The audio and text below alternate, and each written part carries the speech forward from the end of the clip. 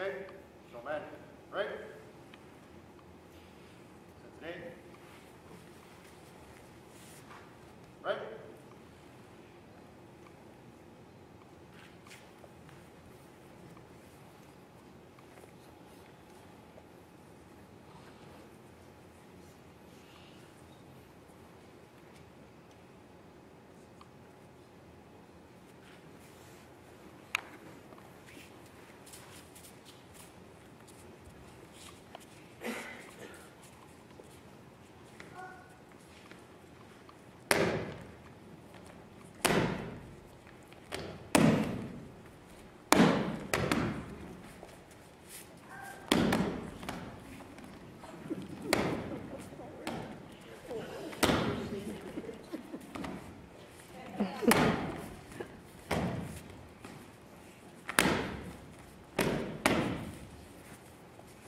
Welcome to our 15-minute demonstration of judo. I'm a third-degree black belt, one of the assistant instructors with the Vernon Judo Club, and it falls upon me to try to narrate and explain somewhat obscure in Canada, but worldwide, very popular sport of judo. Just like any other sport, we start off with warm-up. However, in this case, we're doing break falls, just to sort of highlight the differences in a judo warm-up as opposed to some other sports. We're on tatami mat, not unlike a gymnastics mat right now. And judo has a lot of falling in it. It's a grappling and throwing sport. And part of doing the judo is being confident about being able to fall, protect your head, your body, take the impact of the fall with your limbs rather than your torso, without any risk or fear of concussion or injury.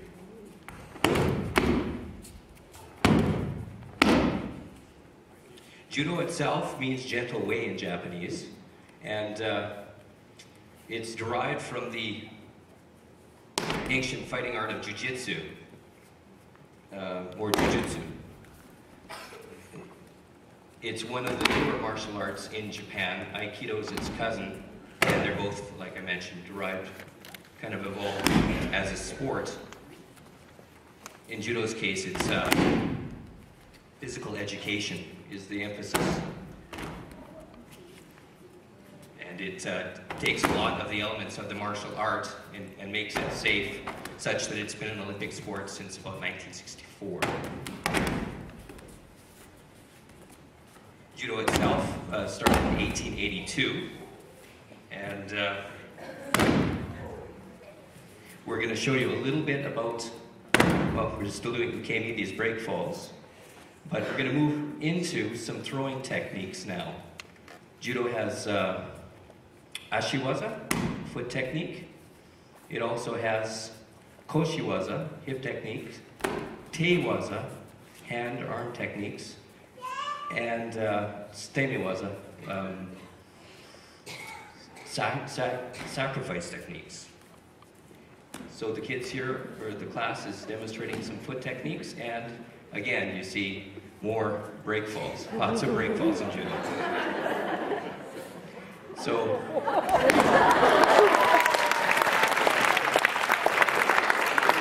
one of the primary principles of judo is jinta kyoi, which is mutual welfare and benefit. You're supposed to both be getting something out of the transaction. It should be good physical education and also a school of self-defense, but you adjust your techniques to the person you're working with. And in that way, the philosophy is both people are improving themselves. So we are going through the foot techniques here. This is Sasai Tsurikomiashi's actual foot technique. And I think they're going to move on to some hip throws next, with, maybe ongoshi.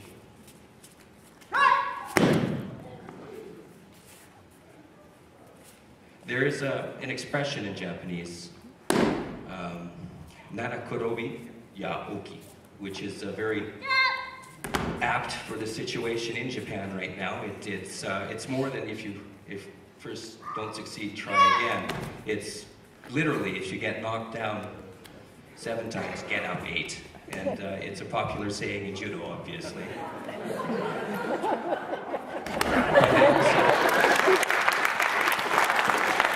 It also speaks to the determination of the Japanese people in times of crisis.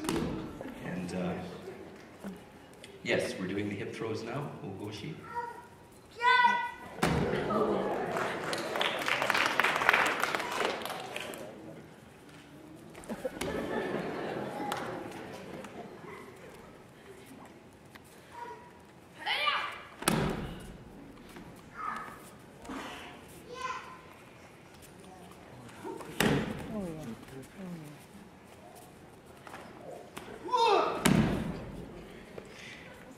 These tatami mats that we practice on, I mentioned they're like a gymnastics mat, but it's actually a traditional floor covering in Japan would be a tatami mat.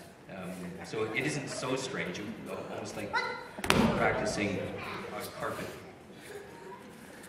in the day. Not all buildings and apartments have tatami mats anymore, but if you were to rent an apartment or something, its size would be quoted not in square meters necessarily, but probably in the number of tatami that fit in the given rooms. So we moved on to a sacrifice throw here, tomoe-nage. And again. Nice.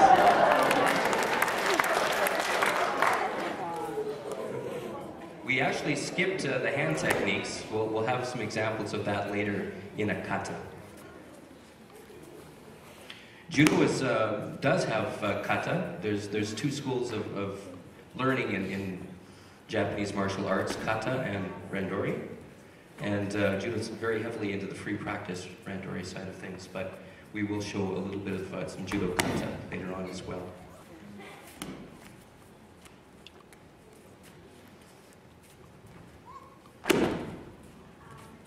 The people are wearing judogi, which same kind of uniform people would wear for Aikido or Jiu-Jitsu. It's a little more traditional than a karate uniform because it is a grappling and fighting. It's more like a wrestling sport. In fact, the amount of hitting in judo is very minimal. In competition judo, there is no striking. That's actually a penalty. So we're going to show a little bit of randori, newaza randori now, I believe. So we're going to break into groups, and let's see. Okay, Okazaki Sensei, call hajime after everyone's bowed. Okay, we're getting some examples here of the grappling side of judo. Okay, you try to get out, guys, or we'll move into a different hole. Over here, Brendan and Kazuki have Kamishio Gatame. Here we've got Katsugatame, which can also be moved. Yes, he's moving into an arm lock there, Katagatame. We've got Yokoshio in the center. Another Katagatame here, Kakesa, and Tate Shio there. So there's a variety of different hold-down techniques. One way to win a match in judo is to hold your opponent immobile, largely on their back for 25 seconds. The other way to win is to force a submission on the ground, that is. And chokes and arm bars are allowed in competition for older competitors. So we'll have an example now of a few different shinawaza, kansetsuwaza, choke strangulation type techniques. We started with a hanakajime, naked strangle, and into ureshigi hara, stomach arm bar. Shoulder throw into cross arm bar. And yes, tapping is the way to indicate that you don't want your arm broken.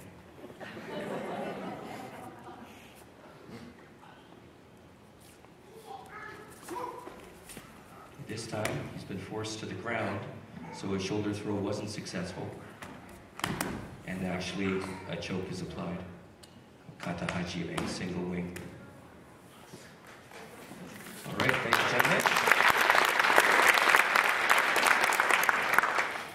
The next phase of the demonstration, I'm going to demonstrate a little bit of nage no kata. It's a kata that the black belts have to demonstrate to get their black belts, and it's supposed to demonstrate the basic elements of the throws, so it's a very stylized form of the throws. There's 15 throws in it, and we're just going to do 3 of the hands techniques.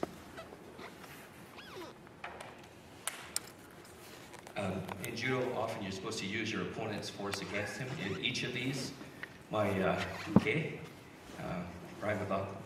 he's going to initiate the motion, and I'm going to give way, maybe give way taking the grip, and then punish him on the third move.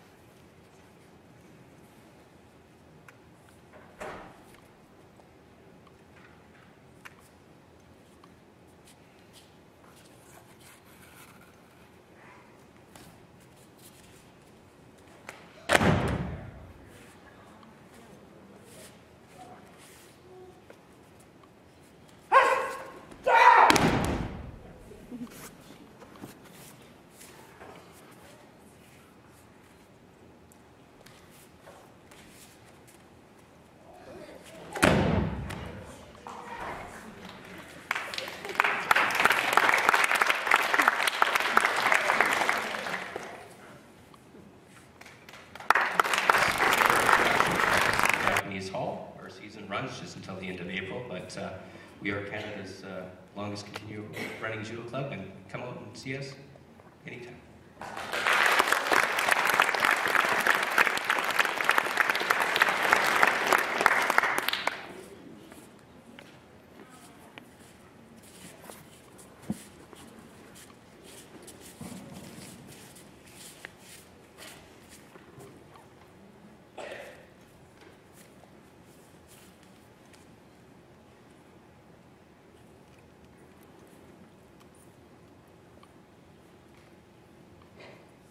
Okay, sensei, ready? Showman. Ready?